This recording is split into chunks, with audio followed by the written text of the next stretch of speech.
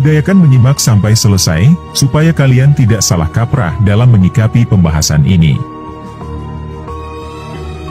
Nama Syekh Siti Jenar cukup terkenal dalam sejarah Islam. Namun sampai sekarang belum ada yang tahu pasti, apakah sejarah yang telah tersebar di masyarakat merupakan fakta atau hanya sekedar cerita rakyat. Syekh Siti Jenar pernah berkontribusi dalam penyebaran Islam di Indonesia. Beliau memiliki banyak pengikut serta berbagai ajaran. Namun, salah satu ajarannya yang disebut Manunggaling Kawula Gusti, pada saat itu dinilai menyimpang dari syariat Islam. Tidak hanya ajarannya, kronologi kematian dari Syekh Siti Jenar atau yang juga disebut Sunan Jepara ini, juga masih menjadi misteri mana yang benar dan salah. Untuk itu mari simak pembahasannya sampai selesai. Syekh Siti Jenar memiliki nama asli Sayyid Hasan Ali Al-Husaini, atau dikenal juga dengan Syekh Abdul Jalil, atau Syekh Lemah Abang. Beliau memiliki darah Arab sepenuhnya dengan campuran darah Melayu. Darah Melayu didapatkannya dari sang ibu, Siti Fatimah.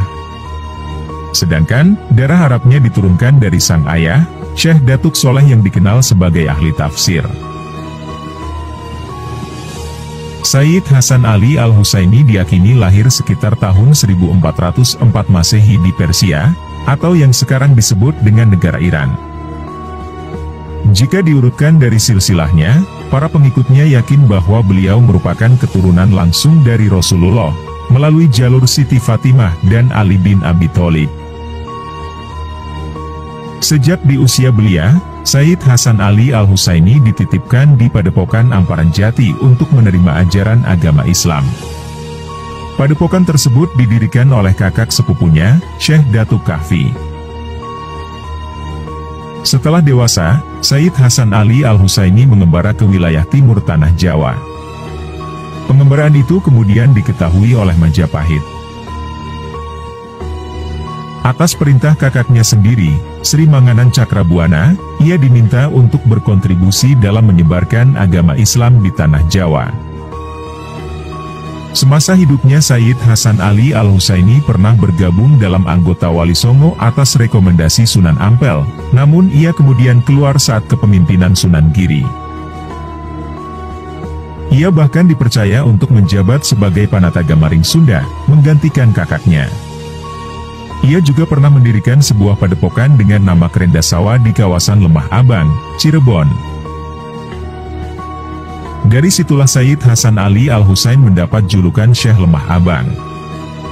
Syekh Lemah Abang juga sempat mendapatkan gelar Sunan Jepara, karena ia turut menyebarkan agama Islam di Nusantara ini.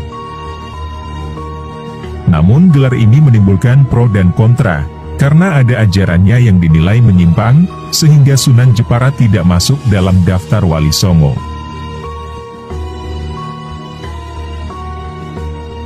Belum bisa dipastikan, apakah kontroversi yang senter mengenai Syekh Lemah Abang yang telah turun-temurun menjadi cerita rakyat ini, memang benar adanya atau hanya sebuah isu masa lalu belaka. Ajaran Syekh Siti Jenar yang menjadi kontroversi adalah Manunggaling Kawula Gusti. Saat konsep ajaran tersebut terdengar oleh para wali, dan dianggap sebagai konsep yang menyimpang dari ajaran Islam. Sehingga digelarlah pertemuan para wali, dan sejumlah tokoh penting di Istana Argapura, Giri atau yang sekarang disebut dengan Gresik. Pada pertemuan itu telah hadir Sunan Kalijaga, Sunan Ampel, Sunan Kudus, Sunan Bonang, Tan Gowat alias Syekh Bentong, Penembahan Madura, Pangeran Palembang dan juga Syekh Siti Jenar. Pertemuan diawali dengan sesi bertukar pikiran di mana para tokoh dan wali memaparkan pengetahuan serta pemahaman mereka terkait dengan agama Islam dan hal lainnya. Riuh pada pertemuan tersebut bermula ketika Syekh Siti Jenar mendapatkan gilirannya untuk berargumen. Saat itu dengan tegas Syekh Lemah Abang berucap, menyembah Tuhan dengan bersujud beserta rukuknya pada dasarnya sama dengan Tuhan, baik yang menyembah maupun yang disembah. Dengan demikian, hambalah yang berkuasa, dan yang menghukum pun hamba juga. Argumentasi tersebut sontak membuat beberapa orang di dalam forum berdiri menuding bahwa Syekh Siti Jenar telah berdosa karena menyimpang terlalu jauh dari agama dan menganggap dirinya sama dengan Tuhan. Namun dengan tenang Syekh Siti Jenar menanggapi segala tudingan tersebut sembari berkata, "Biar jauh tetap benar, sementara yang dekat belum tentu benar." Bagi Syekh Siti Jenar, dasar yang ingin disampaikan dari syahadat dan tauhid adalah manunggal atau bersatu. Artinya semua ciptaan Tuhan pada akhirnya akan menyatu dengan yang menciptakan, maka dari itu menjadi manunggaling kawula Gusti. Syekh Siti Jenar tetap teguh dengan opini tersebut. Para wali memperingatkan bahwa konsep itu dapat menjadi sebuah ajaran yang sesat kepada para pengikutnya dan beliau bisa terancam hukuman mati karena melenceng dari Islam.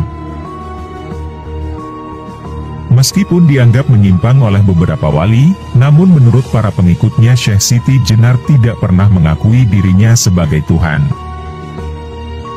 Mereka menganggap bahwa ajaran manunggaling kawula Gusti ini bukan bersatunya Tuhan dengan makhluknya, melainkan berarti semua yang diciptakan oleh Tuhan akan kembali kepada Tuhan.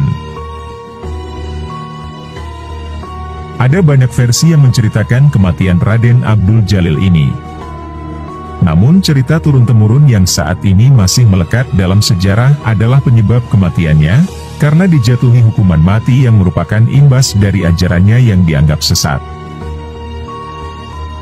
Setelah adanya argumentasi dari Syekh Siti Jenar mengenai Tuhan, Wali Songo menggelar sebuah sidang dan menetapkan hukuman mati pada Syekh Siti Jenar.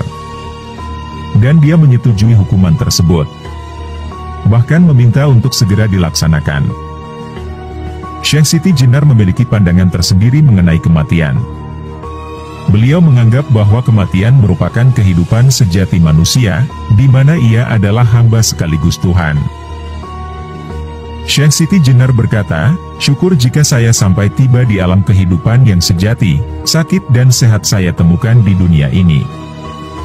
Lain halnya apabila saya sudah lepas di alam kematian, saya akan hidup sempurna, langgeng, tiada ini dan itu." Sayyid Hasan Ali Al-Husaini semasa hidupnya memiliki beberapa julukan, di antaranya adalah Syekh Lemah Abang, Raden Abdul Jalil, dan yang paling sering disebut hingga saat ini adalah Syekh Siti Jenar. Ia juga sempat mendapat gelar Sunan karena telah ikut menyebarkan ajaran Islam di Nusantara, yaitu Sunan Jepara.